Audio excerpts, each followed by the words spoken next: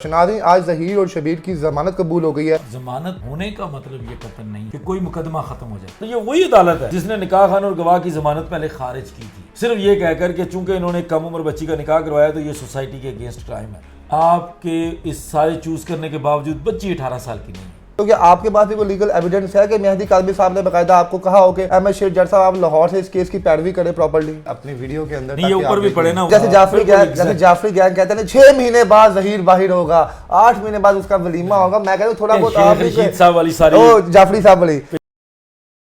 अस्सलाम वालेकुम नाज़रीन, मैं हूं आपका मेज़बान इर्तिज़ा भट्ट और आप देख रहे हैं आरपी प्रोडक्शन। नाज़रीन, आज ज़हीर और शबीर की ज़मानत कबूल हो गई है, जिसकी वजह से मेहदी कादमी साहब और जो दुआ ज़हरा के जो इस केस पे जो लोग फॉलो अप कर रहे थे वो काफ़ी डिसअपॉइंट हुए हैं, क्योंकि उनको ये उम्मीद थी कि ज़हीर और शबीर लॉन्ग टाइम के लिए जेल में रहेंगे और सज़ा के काफ़ी ये मुस्तहिक है। तो इन तमाम तफसीलात जानने के लिए आज अहमद शेर जट साहब के साथ मौजूद है। इनसे पूछेंगे कि इस बात में कितनी सच्चाई है, क्या ये हमेशा के लिए जेल से बरी हुए हैं या टेम्प्रेरी तौर पर इनको किसी पॉइंट के ऊपर जो है अदालत ने रिहा किया है। जी अस्सलाम वालेकुम सर। वालेकुम अस्सलाम भट्ट साहब, कैसे हैं सर आप? ठीक ठाक सर। आप बानों पे पानी नहीं फिरा? अच्छा जी, बानों पे पानी नहीं फिरा। एज यूजुअल जो है ना वो काम चुक देते हैं, ठीक है। तो और कोई अरमानों पे पानी नहीं फिरा। एक मुकदमा है जी, ट्रायल है। उस ट्रायल के अंदर मुल्ज़मान की ज़मानत एक्सेप्ट हुई है। और आपको पता है पाकिस्तान के कानून के अंदर या दुनिया में भी जो ज़मानतें होती हैं ये छोटे छोटे बेनिफिट ऑफ डाउट्स के ऊपर भी हो जाती हैं और बड़े बड़े मुल्ज़मान की हो जाती हैं।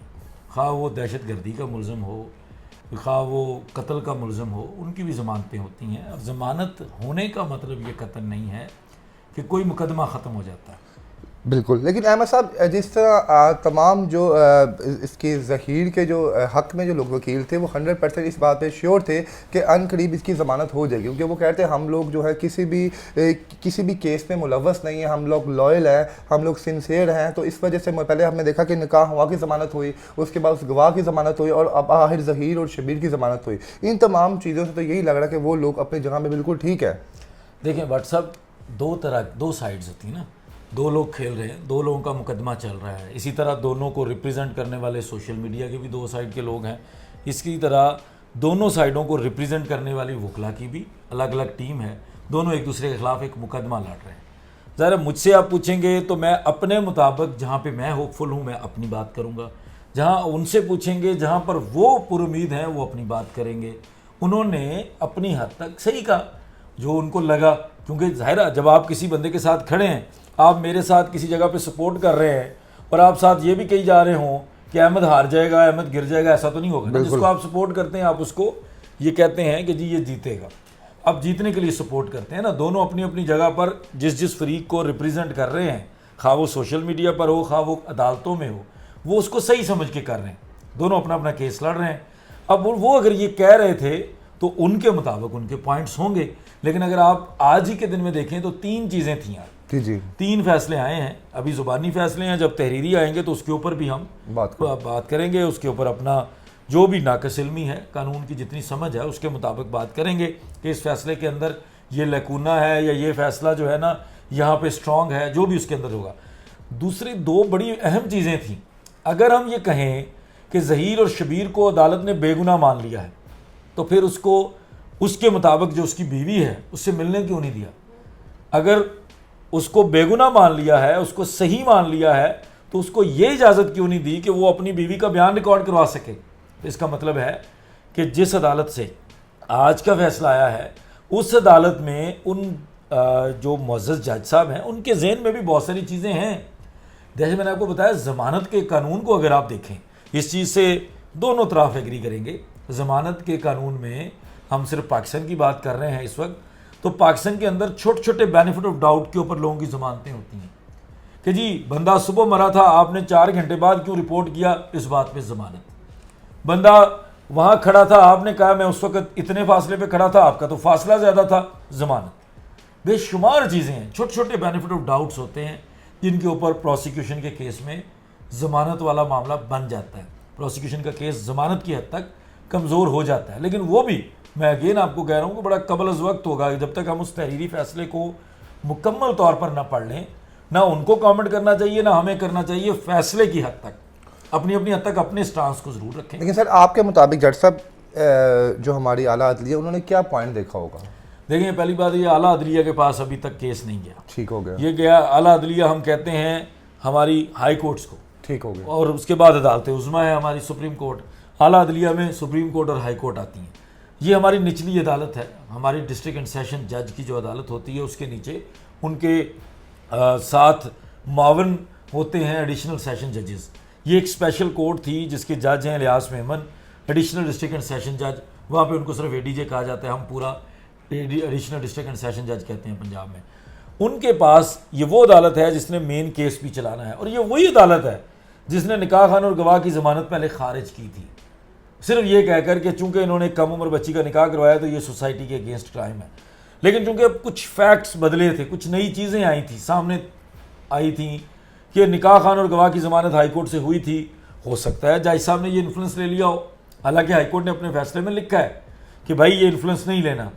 باقی اگر اب چلان کی بات کریں, دیکھیں میں آپ قانون نہیں پڑھتے یا آپ وکالت نہیں کرتے, میں پھر بھی آپ کو کہوں کہ یار آپ چلان پڑھیں, چلان کے مطابق پولیس کا موقف پڑھیں, تو کیا آپ کو نہیں لگتا کہ ایک بندہ وہاں پر گیا ہے اور وہ لے کر آیا ہے, یہ اس چلان سے ثابت ہو رہا ہے. بالکل ہوا, یہ چیز ثابت ہوئی ہے یہ عدالت. لیکن اگین عدالتی فیصلوں سے اختلاف کا جو بہترین طریقہ کار ہم اڈاپٹ کرتے ہیں وہ ہم یہ کہتے ہیں کہ جناب ہم آپ کے فیصلے سے بہت ادب سے اس سے اختلاف کرتے ہیں, ہم اس کو چیلنج کریں گے, ہم اس کو متنازع نہیں کہتے, چیلنج کریں گے, ہم اس کو بدیانتی پر مبنی نہیں کہتے, ہم اس کو غلط نہیں کہتے, ہم یہ کہتے ہیں کہ ہمارے مطابق نہیں ہے, جو قانون ہم سمجھتے ہیں اس کے مطابق نہیں ہے, ہم اس کو اسی قانون کے مطابق اوپر والے فورم پر چیلنج کر دیں. اچھا جج صاحب, جس طرح ہم دیکھ رہے ہیں کہ مخالفین جو ہیں وہ بہت خوشیاں منا رہے ہیں اپنے اکاؤنٹس پہ, اپنے چینل سے بیٹھ کے وہ بتا رہے ہیں لوگوں کو, دیکھیں جی ہماری جیت ہوئی, ہم فتح یاب ہو گئے. تو کیا آپ کے مطابق کیا ٹوٹلی جو جیت ان کی ہو گئی یا ٹیمپریری طور پہ ضمانت ہوئی ہے, اس کے بعد کنٹینیو پھر پروسیجر ہوگا اور ایٹ دا اینڈ جو بھی ہماری عدلیہ ہے اس پہ فیصلہ اپنا کرے گی؟ اس کا مقصد کیا ہے اس ضمانت کا؟ بٹ صاحب یہ تو سوال آپ اس طرف والے کسی وکیل صاحب سے بھی کریں گے نا, تو وہ آپ کو وہی جواب دیں گے جو میں دے رہا ہوں کہ بھائی یہ ضمانت ہے, بس جسٹ یہ ضمانت ہے, اس کا مطلب یہ قطعاً نہیں ہے کہ مقدمہ ختم ہو گیا ہے. اور باقی اگین جس طرح میں نے شروع میں کہا تھا کہ دو اطراف ہیں, ٹھیک ہے, وہ اپنی چیز کو صحیح مان کے لڑ رہے ہیں, ہم اپنی چیز کو صحیح مان کے لڑ رہے ہیں. ہمارا ایک دوسرے کے ساتھ کوئی ذاتی دشمنی نہیں ہے. میں یہ سمجھتا ہوں کہ یار میرا انر مجھے یہ کہتا ہے کہ یار یہ ٹھیک ہے, ان کا وہ کہتا ہے ٹھیک ہے, تو بھائی دونوں اپنی اپنی جگہ پہ کھڑے ہیں, ان کو پورا حق ہے اگر وہ سیلیبریٹ کر رہے ہیں اس کو خوشی مان کر. لیکن اگر آپ ان میں سے کسی وکیل صاحب سے بات کریں گے, ان سے پوچھیں گے کہ حضور آپ بتائیں کہ کیا یہ مکمل مقدمے کی جیت ہے, تو وہ بھی آپ کو کہیں گے کہ دیکھیں مکمل مقدمہ بھی ہم جیت جائیں گے, ہماری ضمانت ہو گئی ہے تو ہم پہلے سٹیپ سے آگے آگے. وہ اپنی جگہ پازیٹیو ویسے لوگوں کو بتائیں گے, آپ اپنی جگہ بتائیں گے. بالکل, دیکھیں بندہ ہونا بھی ایسے چاہیے. میں اس سائڈ پہ کھڑا ہوں تو مجھے اگر میں کیس کو صحیح مان رہا ہوں تو مجھے اپنی چیز کے لیے پازیٹیو ہونا چاہیے. اچھا دوسری بات جج صاحب, جیسے ہم نے دیکھا کہ ان کی گرفتاری سے پہلے ظہیر اور اس کا بھائی شبیر وہ اس لیے کراچی میں تھے وہاں پہ کہ وہ اپنی جو پڑی ہے اس کو وہ لینے کے چکر میں تھے کہ ہم اس کو واپس لے کے آئیں. کیا اب ان کی ضمانت ہوگی کہ کیا ابھی بھی لوگ کراچی میں رکیں گے یا واپس اپنی جان بچانے کے لیے اپنے شہروں میں آئیں گے, جی کہیں گے چھوڑ دو جناب اس ٹاپک کو؟ آپ دیکھیں بٹ صاحب ٹرائل کی 24 تاریخ ہے اگلی, ٹھیک ہے, جس میں ان ملزمان کو بھی طلب کیا گیا ہے جن میں ان ملزمان کی والدہ ہیں اور جن کے جو مفرور ہیں. ٹرائل سے جان نہیں چھوٹی, ٹرائل کا تو کوئی فیصلہ نہیں ہوا نا, عدالت نے یہ نہیں کہا کہ جاؤ کیس ختم. آپ دیکھیے گا فیصلے کے اندر یہ بھی لکھا ہوگا کہ بھائی 2-2 لاکھ کی شورٹی, جو اس طرح انہوں نے اناؤنس کیا 2-2 لاکھ کا مچلکا دو, 7 پرسنل شورٹی دو, تاکہ وہ ان کو پابند کیا جائے گا کہ اگر آپ نہیں آؤ گے تو آپ کے جو گارنٹر ہوں گے ان کو ہم پکڑ لیں گے, کیونکہ آپ کو ایچ اینڈ ایوری ڈیٹ جو ٹرائل کی ہوگی اس پر پیش ہونا ہے. یہ وہ ان کی چوائس ہے کہ اگر وہ افورڈ کر سکتے ہیں تو وہ وہیں رہیں, اگر وہ نہیں افورڈ کر سکتے اور ہر ڈیٹ پہ یہاں سے جا سکتے ہیں, اس طرح افورڈ کر سکتے ہیں تو وہ یہاں آ جائیں گے. اور مہدی صاحب کی بیٹی کے بارے میں کورٹ نے کیا فیصلہ کیا؟ وہ ابھی بھی وہاں پہ چائلڈ پروٹیکشن کوئی فیصلہ نہیں کیا, لیکن جو بہت امپورٹنٹ فیصلہ میں نے آپ کو بتایا نا, 3 چیزیں تھیں. ٹھیک ہو گیا. پہلی چیز تھی ظہیر و شبیر کی ضمانت, وہ ہو گئی, وہ ان کو مل گئی. ٹھیک ہے. دوسری چیز ظہیر کہتا ہے یہ میری اہلیہ ہے, ٹھیک ہے, وہ اس پہ بھی نہیں ہے اور میں اس کو ملنا چاہتا ہوں. ٹھیک ہے. تو دیکھیں اس کا مطلب عدالت کے ذہن میں ڈاؤٹس تو ہے نا ان لوگوں کے لیے. ٹھیک ہے, عدالت نے اجازت نہیں دی, مسترد کر دی. ٹھیک ہے, اس کے اوپر آپ نے ضرور پوچھنا ان سے ٹھیک کہ ہے, یہ تو آپ کی ناکامی ہے. 164 کا بیان درج کروانا چاہتا ہے وہ. 164 کے بیان کا مطلب ہے جج صاحب کے سامنے کھڑا کرا کے بچی سے وہ اپنے حق میں بیان لینا چاہتا ہے. عدالت نے وہ بھی نہیں مانا. تو اس کا مطلب ہے کہ 2 پوائنٹس جو ہیں, 2 مین بڑی, دیکھیں کیس کو ختم کرنے کے لیے ان چیزوں کی بڑی ویلیو ہے. ویلیو تھی. وہ ایک جس چیز کو الیج کر رہا ہے, ہم کہتے ہیں کہ وہ اغوا کار ہے. کیس یہی ہے نا, پولیس یہ کہتی ہے سرکار بنام ظہیر ہے نا کیس, ریاست یہ کہتی ہے کہ اس نے بچی کو اغوا کیا, وہ کہتا نہیں میں اس کا خاوند ہوں. تو دیکھیں اگر وہ اس کے خاوند والی بات کو عدالت مانتی تو اس کو اس تک ایکسیس بھی دیتی, اور اس سے ملنے کے بعد اس سے یہ بھی لیتی کہ بھائی جاؤ لے آؤ بیان کراؤ اور جاؤ تم لوگ جیو اپنی زندگی. اس کا مطلب عدالت نے ابھی بھی ہے اس کو وہاں تک ایکسیس ہی نہیں دی. بالکل صحیح فرمایا تھا جج صاحب. لاسٹ ٹائم جعفری صاحب نے ایک لیٹر جو ہے ہمارے چینل پہ دکھایا جس پہ ایک ایپلیکیشن FIR کی, جس میں مہدی کاظمی صاحب نے اپنی بیٹی کے خلاف فوج داری کا پرچہ نکالا جو کٹوایا ہوا ہے. میں نے ان سے بعد میں بات کی ڈیورنگ انٹرویو کہ یہ کوئی کلیریکل مسٹیک بھی ہو سکتی ہے کہ وہ تھوڑی ایسے کرے, تو آپ اس کے بارے میں کیا بات کریں گے؟ آپ کی مہدی صاحب سے بات ہوئی اس ٹاپک پہ؟ دیکھیں یہ بات پبلک ہو چکی ہے, جس دن انہوں نے بلکہ پوائنٹ آؤٹ کیا اس سے پہلے اس کے اندر امینڈمنٹ فائل کی جا چکی ہے. فہد صدیقی صاحب نے اس کو سوشل میڈیا کے اوپر آ کر بھی کلیئر کر دیا, میں نے اسی دن کلیئر کر دیا تھا. اب اگر کوئی بندہ بار بار وہی بات کر رہا ہو, یعنی کوئی جسٹ کلیریکل مسٹیک تھی, وہ کچھ بھی نہیں تھا, وہ بددیانتی ہے نا, ڈس آنیسٹی ہے. اب جھوٹ بول رہے ہیں, آپ کو پتہ ہے کہ ہم نے بتا دیا کہ بھائی یہ ایک کلیریکل مسٹیک ہے. جیسے ان کی طرف سے کھرل صاحب کی طرف سے ہوئی تھی جو کہے تھے جناب جی جس کو انہوں نے منشی پہ پہلے انہوں نے رائے خرم صاحب کے اوپر سوالیہ نشان اٹھایا, پھر منشی رائے خرم صاحب کے بارے میں ان لوگوں نے بہت کچھ کہا. اس کے بعد ان لوگوں نے یہ کہہ دیا کہ رائے خرم صاحب کے منشی نے یہ غلطیاں کی, تو اس کا مطلب ہے یہ ویسی ہی ایک غلطی ہے. تو بھائی آپ بھی ہمارا بلنڈر غلطی کا رکھیں, اور فہد صدیقی صاحب نے اس کو بڑا کیٹیگوریکلی کلیئر کیا ہے. دوسرا جو وہ یہ کرتے ہیں نا کہ میرے اور میری موکلہ کے خلاف, بھائی آپ کے خلاف انہوں نے درخواست دائر کی ہے, وہ بھی میں آپ کو WhatsApp بتا دیتا ہوں کہ دیکھیں ایک مائنر بچی ہے, پاکستان کا قانون یہ کہتا ہے, یہ قانون کہتا ہے, احمد شیر نہیں کہتا, احمد شیر قانون کہہ رہا ہے, قانون کہتا ہے کہ بھائی ایک مائنر ہے نا, کم عمر ہے, کم سن ہے, عدالت آپ کے قانون کے مطابق میجر کی یہ ایج ہے, مائنر کی یہ ایج ہے. میجر ہوں گے تو آپ اپنا کام خود کر سکتے ہیں, مائنر اپنا کام خود نہیں کرے گا, وہ کسی فیملی ممبر کے ذریعے یا گارڈین کے ذریعے کیس فائل کرے گا. ہم یہ کہتے ہیں کہ آپ کو بھی پتہ ہے, ہمیں بھی پتہ ہے کہ بچی مائنر ہے, بالکل ساری باتیں بھی آپ کی مانیں تب بھی مائنر ہے. عدالت کے اندر کیس کرنے کے لیے 18 سال کی عمر چاہیے. کسی صورت بھی اگر آپ اس کو کھینچ کے بھی لے آئیں عمر, کوئی میڈیکل اپنی مرضی کا چوز کر لیں, کوئی آپ ڈاکومنٹ اپنی مرضی کا چوز کر لیں, آپ کے اس سارے چوز کرنے کے باوجود بچی 18 سال کی نہیں ہے, بالکل. تو آپ نے کیسے دائر کر دیا بھائی؟ آپ کو اس بچی کے گارڈین سے یا کوئی فیملی ممبر کے ذریعے دائر کرنا چاہیے تھا. بقول آپ کے مبینہ طور پر ظہیر ابھی تک نکاح کا عدم نہیں ہوا مکمل, تو ظہیر شوہر ہے نا, اپنے آپ کو کلیم کرتا, تو ظہیر کے ذریعے کر دیتے. آپ نے تو ڈائریکٹلی اس بچی کے نام سے کیس دائر کیا ہے. پھر آپ نے وکالت نامہ سائن کروایا ہے 22 تاریخ کو. میں نے ان کے وکالت نامے کو کبھی غلط نہیں کہا, کیونکہ وکالت نامے کے اوپر سپرنٹینڈنٹ دارالعمان کی مہر لگی ہوئی ہے, اس کو صحیح کہنا چاہیے. لیکن کیس کے اوپر سائن کیوں نہیں کروائے؟ اگر بچی نے کیس دائر کیا ہے, یہ دیکھیں ہمارا تو ظرف ہے نا کہ ہم اس طرح کے الفاظ نہیں استعمال کرتے کہ بچی کو بہلا کے یا بچی کے نام سے جھوٹا مقدمہ دائر کر دیا, تباہ کر دیا, بچی کے نام سے باپ کے اوپر حملہ کر دیا. ہم نے جعفری صاحب کو الزام یہ نہیں دیا.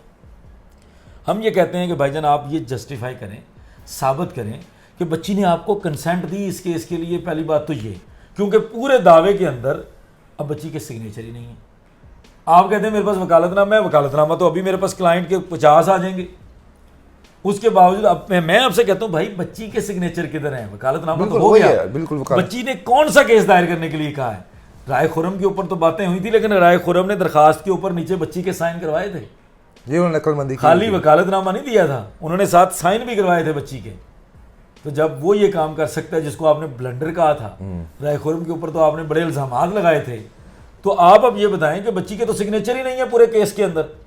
یہ کس نے کیس دائر کر دیا؟ ہم کیسے مانیں کہ بچی نے خود کیا؟ بالکل صحیح فرما رہے ہیں, یہ ان کو جواب دینا پڑے گا.